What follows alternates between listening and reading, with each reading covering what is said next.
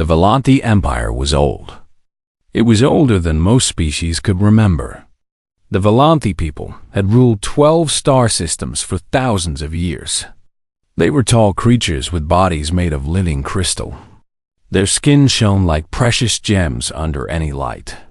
They could speak without words, sending their thoughts directly into the minds of others. They believed they were the most perfect species in the galaxy. Queen Yura sat on the throne of light in the great palace. She was beautiful and terrible. Her crystal body was deep purple, and her eyes glowed like twin stars. She had ruled for 300 years and would rule for 300 more. Every noble in the empire feared her wisdom and her power. But today, the queen was afraid. She looked at her youngest daughter standing before her. Princess Hana was small for a Volanthi. Her crystal skin had cracks running through it like old glass. She could barely send her thoughts to others. The nobles whispered that she was broken. They said she was cursed. They said she should have died at birth. 3 times in the past year, someone had tried to kill Princess Hana. The first time, poison in her food. The second time, a knife in the dart. The third time, a bomb hidden in a gift. Each time, she had survived only by luck. The queen knew luck would not last forever. "I have made a decision," Queen Yura announced to her court. "I will hire an alien to guard my daughter." The nobles gasped. Some laughed. Aliens were lesser beings. They were ugly and weak and stupid. Why would the great Volanthi Empire need help from outsiders? Not just any alien, the queen continued. A human. Now the laughter grew louder. Humans were known across the galaxy as strange creatures. They came from a small planet called Earth. They were soft and breakable. They lived such short lives that other species felt sorry for them. They could not read minds or send thoughts. They were blind and deaf in ways that mattered most. "Your Majesty," said Lord Guan, a powerful noble with dark blue crystal skin, "surely this is a joke. A human cannot protect the princess. A human cannot even protect itself. Humans cannot be controlled by telepaths," the queen replied coldly. "Humans cannot be tricked by mind readers. Humans cannot be turned against their masters through thought manipulation. That is exactly what I need." Princess Hana stood silent through all of this. She felt shame burning inside her chest. She was so weak that her mother had to hire an alien to watch over her. She was so broken that not even her own people could keep her safe. She wished she could disappear. The human arrived 3 days later. His name was Tayo. He came down from his small ship wearing simple gray armor. He carried no fancy weapons, just a rifle on his back and a knife on his belt. He was short, barely reaching the chest of most Volanthi. His skin was brown and soft, covered in tiny scars. His hair was black and cut close to his head. His eyes were dark and calm. The nobles stared at him like he was an insect that had crawled into their palace. Princess Hana looked at her new guardian and felt her heart sink. This small, soft creature was supposed to protect her. He looked like a child playing soldier. He looked like something that would break if she touched him. Taiho walked forward and bowed to the queen. His movements were simple and respectful. He did not try to send thoughts because he could not. He spoke with his mouth, using words like a primitive. "Your Majesty," he said. His voice was deeper than Hana expected. "I am here to serve. You understand your duty?" the queen asked. "I protect the princess," Taiho replied. "With my life if needed." Lord Guan stepped forward with a cruel smile. "Little human, do you know what you face? The enemies of this empire are powerful. They can kill with a thought. They can make you see things that are not real. They can stop your heart without touching you. What can you do against such power?" Taiho looked at the tall noble without fear. "I can die slowly," he said simply. "And while I am dying, I can still fight."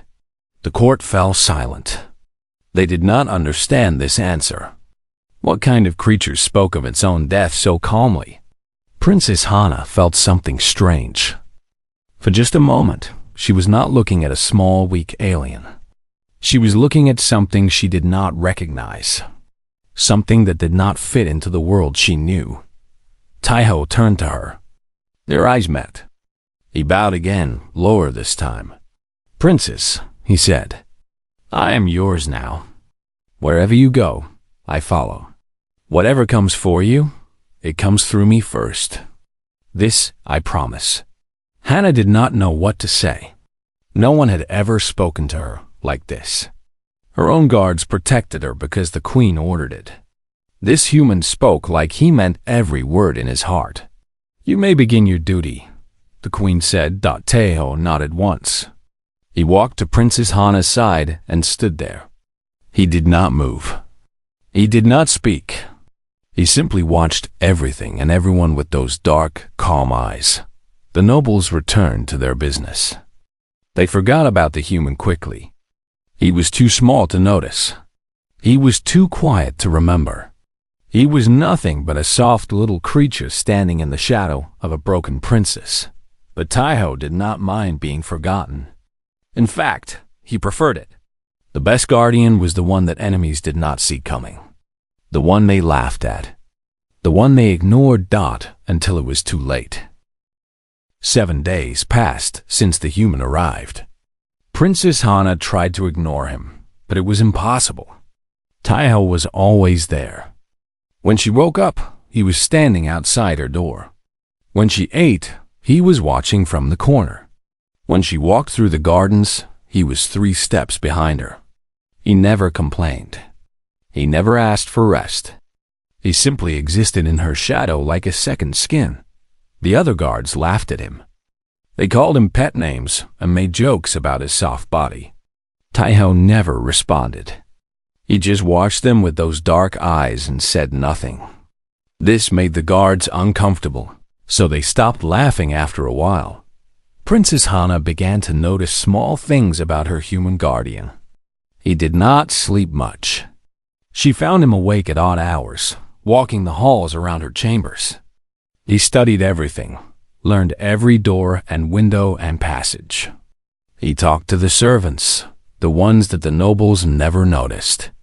He treated them with kindness, which was strange for someone hired to be a weapon. One night, Hana asked him why he did not sleep. Sleep is when danger comes, Taiho replied.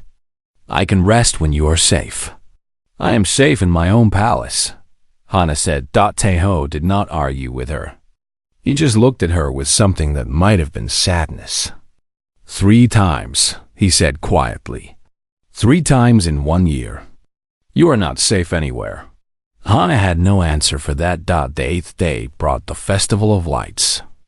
It was a great celebration where nobles from all the empire gathered to honor the queen. The palace filled with hundreds of Valanthi in their finest crystal armor. Music played through thoughts, filling every mind with beauty. It was supposed to be a day of joy. Princess Hana stood near her mother's throne, wearing a white gown that hid the cracks in her skin. She hated these events. Too many people. Too many eyes watching her, judging her, waiting for her to fail. Taiho stood beside her as always. The nobles ignored him. He was just a small alien in simple armor, barely worth noticing. Lord Guan approached the royal family with a gift box in his hands. He smiled his cold smile and bowed deeply. Your Majesty, he said to the queen, I bring a gift for Princess Hana, a small gesture of loyalty. He opened the box. Inside were dozens of tiny creatures, each one no bigger than a finger. They had wings like glass and bodies that sparkled with color. They were beautiful. Sky dancers, Lord Guan announced. Rare creatures from the outer moons. They bring good fortune to whoever releases them. The crowd made sounds of appreciation. Sky dancers were precious things. This was a generous gift. Princess Hana reached toward the box. She did not see Taiho move.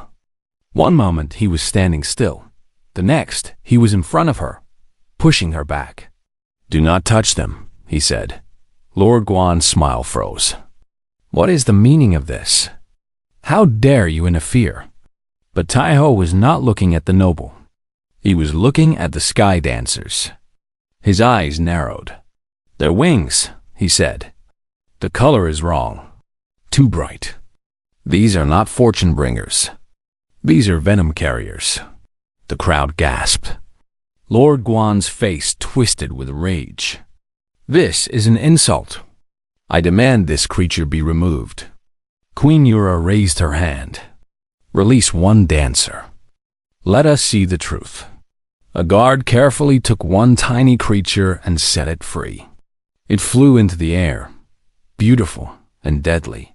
Then it dove straight at Princess Hana, its small mouth opening to reveal needle-like teeth. Taiho caught it in his bare hand and crushed it. The creature's poison burned through his skin immediately. He did not make a sound.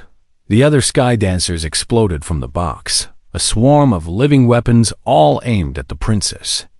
The Volanthi guards tried to stop them, but the creatures were too fast, too many. Their hive mind overwhelmed the telepathic senses of everyone nearby. Guards fell back, clutching their heads in pain. Taiho did not have telepathic senses to overwhelm. He just had hands and will. He threw himself over Princess Hana, covering her completely with his body. The sky dancers attacked him instead. They bit and stung and tore at his flesh. He took 17 stings in his back, his arms, his neck. Poison entered his blood like fire. Still, he did not move. Still, he protected her. With one hand, he found the queen dancer, the one controlling the swarm. He grabbed it and crushed it between his fingers, even as its venom burned his palm down to the bone. The swarm fell dead instantly. Taiho rolled off the princess. His body was shaking. His skin had turned gray. Blood and poison leaked from wounds all over him. Princess Hana looked at her guardian in horror. "Why?" she whispered. "Why did you do that?" Taiho tried to smile. "My job," he managed to say. Then he collapsed and did not move again. The palace doctors said he would die. No creature could survive that much venom. They made him comfortable and waited for his end. But 3 days later, Taiho opened his eyes. He was covered in scars that would never heal. His hand would never work quite right again. But he was alive. Princess Hana was sitting beside his bed when he woke up. She had not left his side for 3 days. "You are stupid," she told him, tears running down her crystal face. "You are so stupid." Taiho looked at her with tired eyes. "Maybe," he agreed. "But you are alive. So I'm not that stupid." For the first time since they met, Princess Hana laughed. Lord Guan was arrested that night. But everyone knew he was just a puppet. The real enemy was still out there, still watching, still waiting. And now they knew something important. Killing the human would be much harder than they thought. Months passed after the attack. The scars on Taiho's body healed into rough lines that crossed his skin like old maps. His burned hand grew strong again, though it was never as smooth as before. He returned to his duty the moment he could stand, refusing to rest any longer. Princess Hana watched him now with different eyes. Before, she had seen a small alien hired to follow her around. Now she saw something else. She was not sure what to call it yet. She began asking him questions. "Where do you come from?" she asked one evening as they walked through the palace gardens. The twin moons hung low in the purple sky, casting silver light over the crystal flowers. "Earth," Taiho replied. "A small planet near the edge of the galaxy." "Nothing special. Tell me about it." So he did. He told her about blue oceans and green forests. He told her about cities that never slept and villages where everyone knew each other. He told her about rain and snow and seasons that changed. He told her about a world so different from the crystal perfection of Volanthi that it sounded like a dream. "It sounds chaotic," Hana said. "It is," Taiho agreed. But chaos made us strong. We had to fight for everything. Food, shelter, safety. Nothing was given to us. Is that why you fight so hard?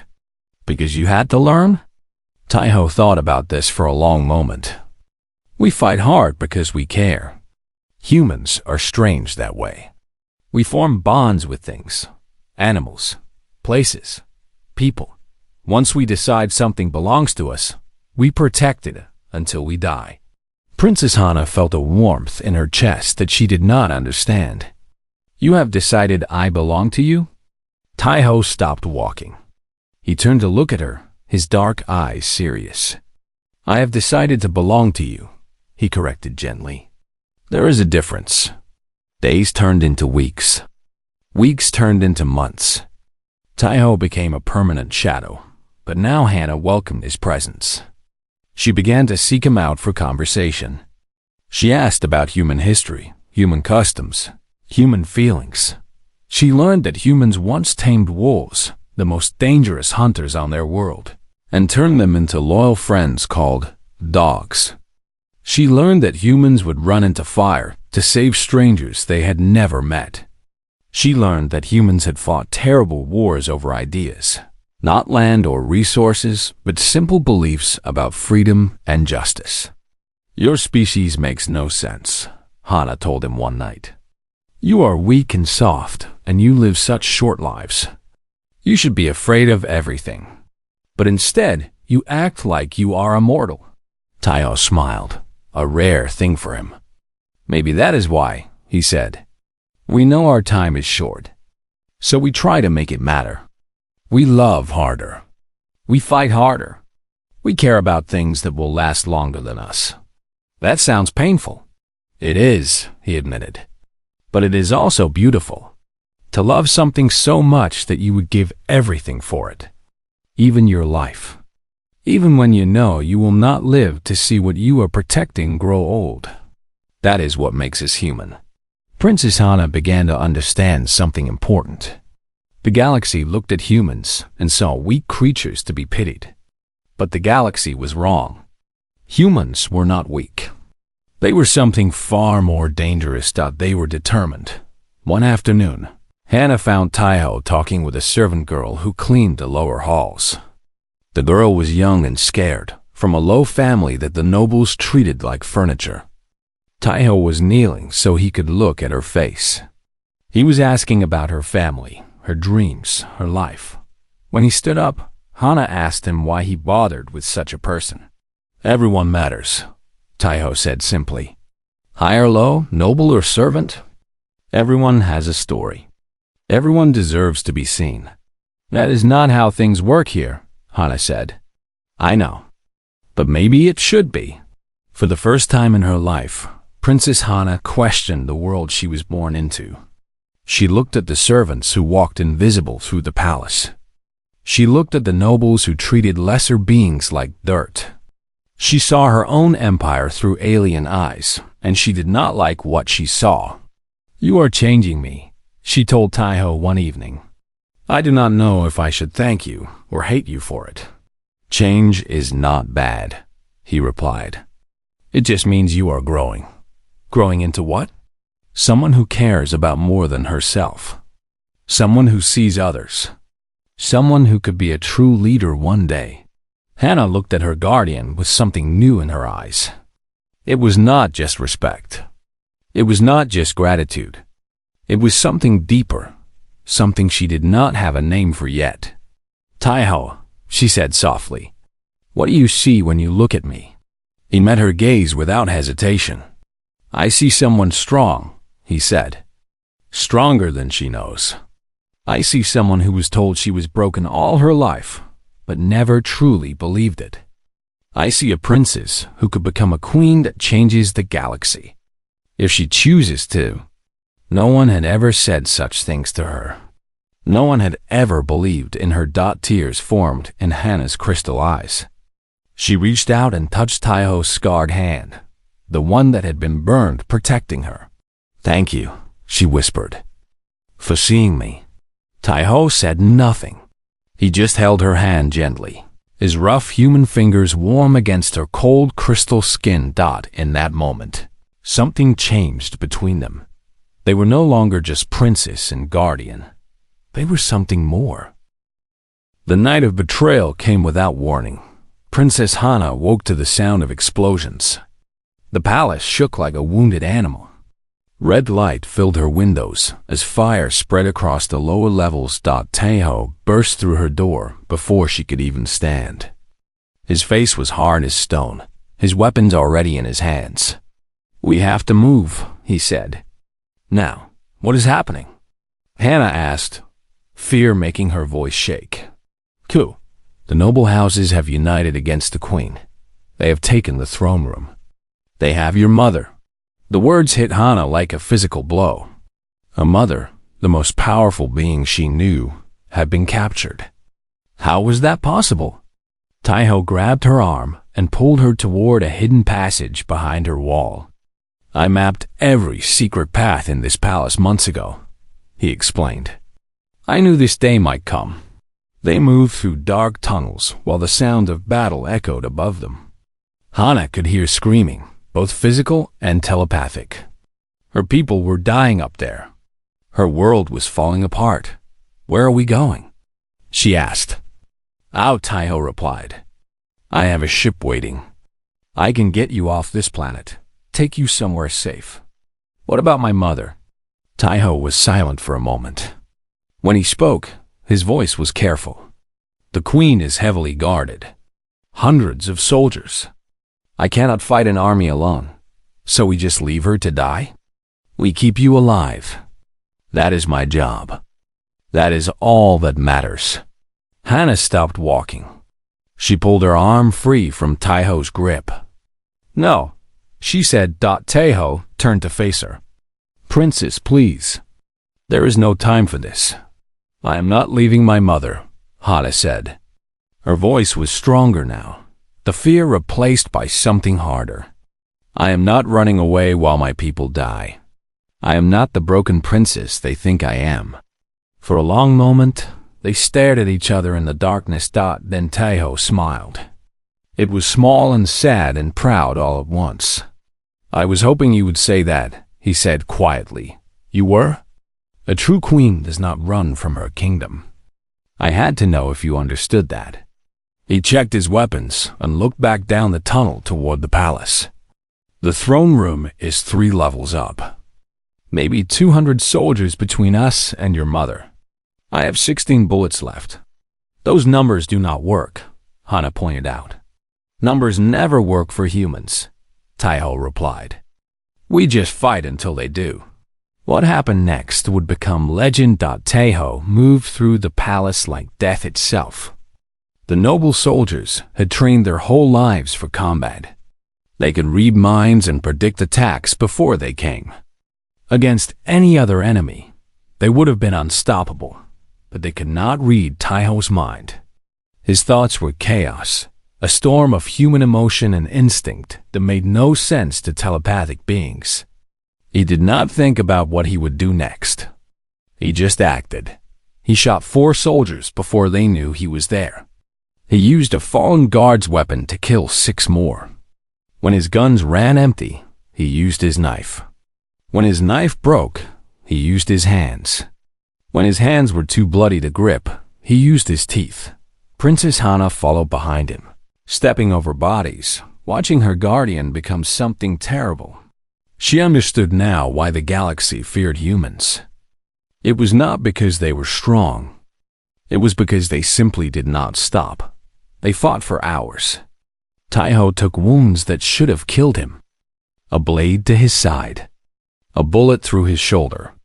Burns across his back from an energy weapon. Each time he fell, he stood back up.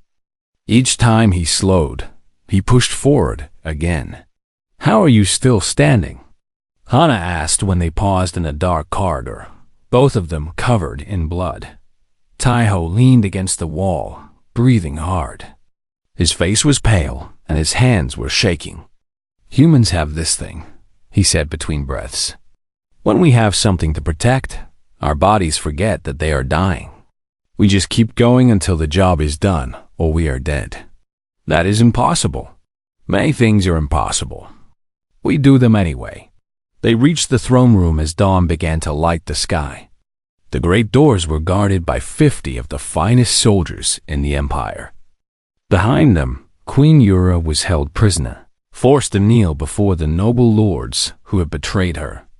Taiho looked at the doors. He looked at the soldiers. He looked at his empty weapons and his broken body. "Stay behind me," he told Hana. "You cannot defeat 50 soldiers," she protested. "You are barely alive." "Probably not," Taiho agreed. "But I am going to try anyway." He walked toward the doors. Not running, not hiding, just walking, like a man taking a morning stroll. The soldiers raised their weapons. They aimed at the small, bloody human who had somehow made it this far. Taiho smiled at them, his teeth red with blood. "I bet none of you have ever fought a human before," he said. "Let me show you why that is a mistake." The first soldier charged. Taiho broke his arm, took his weapon, and shot 3 others before anyone could react. Then he was among them, a whirlwind of violence that their telepathic minds could not predict. He fought for 16 hours straight. When Hana thought he must finally fall, he found new strength from somewhere deep inside. When the soldiers thought they had him cornered, he exploded through them like fire. Princess Hana did not just hide. She fought beside him with weapons taken from fallen enemies. She was not skilled, but she was determined. She was done being the broken princess who needed protection. Today, she would be something more together. They carved a path of blood to the throne room doors. Together, they kicked them open and faced the traitor lords within. And when Queen Yura saw her daughter standing there, covered in blood but unbroken, with a dying human still fighting at her side, she felt something she had not felt in 300 years: hope. The throne room fell silent as Princess Hana and her human guardian stepped through the broken doors. Blood dripped from their wounds onto the crystal floor, making small red pools that reflected the morning light. The traitor lords stood frozen in shock. They had planned for everything. They had counted every soldier, blocked every exit, prepared for every possible rescue attempt. They had not prepared for a single human who refused to die. Lord Guan, who had escaped his prison during the chaos, stood at the front of the traitors. His face twisted with rage and fear as he looked at Taiho. "Kill them," he screamed at his remaining soldiers. "Kill them now." But the soldiers did not move. They had watched their friends die all night. They had seen the human take wounds that would have killed any Volante 10 times over. They had seen him keep fighting anyway, driven by something they could not understand. They were not afraid of death. They were afraid of him. Taiho took one step forward, then another. His body was broken in a dozen places. One of his arms hung useless at his side. Blood ran from his mouth with every breath. But his eyes were still hard, still focused, still burning with a fire that would not go out. "I am very tired," he said quietly to Lord Guan, "and I have killed many of your people tonight. I do not want to kill more, but I will. I will kill everyone in this room to protect her. Do you understand?" Lord Guan looked at his soldiers. He looked at the blood on the floor. He looked at the human who should have been dead hours ago, but somehow kept standing. "How?" he whispered. "How are you still alive?" Taiho smiled, though it clearly caused him pain. "Because I have not finished my job yet." The soldiers dropped their weapons. One by one, they knelt on the floor in surrender. They had no fight left, not against this creature who seemed beyond death itself. Lord Guan tried to run. Taiho caught him with his one good hand and held him until the loyal guards arrived to take him away. Then, finally, Taiho let himself fall. Princess Hana caught him before he hit the ground. She held him in her arms, this small human who had given everything for her. Tears ran down her crystal face as she felt how cold he had become. "You stupid man," she whispered. "You stupid, wonderful man. Did we win?" Taiho asked, his voice barely a whisper. "We won. We saved my mother. We saved the Empire." Taiho smiled and closed his eyes. "Good. That is good." He did not wake up for 3 days. The doctor said it was a miracle that he survived at all. His body had been broken in 47 places. He had lost enough blood to kill 5 Volanti. His heart had stopped twice during the first night. But humans, the doctors learned, were stubborn creatures. Their bodies did not give up easily. Their hearts kept beating even when they should stop. Their will to live was stronger than any medicine. On the 4th day, there was a celebration. The Empire was saved. The traitors were punished. Peace had returned to the throne of light. The great hall was filled with nobles and ambassadors from across the galaxy. Everyone wanted to see the human who had turned the tide of a civil war. Everyone wanted to know how one small creature had done what armies could not. Taiho stood in the shadows, as always. He did not want attention. He did not want medals or praise. He just wanted to stand beside Princess Hana and do his job. Queen Yura rose from her throne. The hall fell silent. A telepathic voice echoed through every mind present, powerful and clear. "My daughter," she said, looking at Hana with new eyes. "You have survived what would have destroyed others. You have shown strength that none of us expected. You have proven that you are not the broken princess we believed you to be." Hana stood tall. She was not the same person she had been a year ago. The human at her side had changed her, shaped her, helped her find the queen hidden inside herself. "Tell me, daughter," Queen Yura continued, "of all the guards and warriors in my empire, of all the noble knights and champion fighters, who guards you the most?" The crowd waited.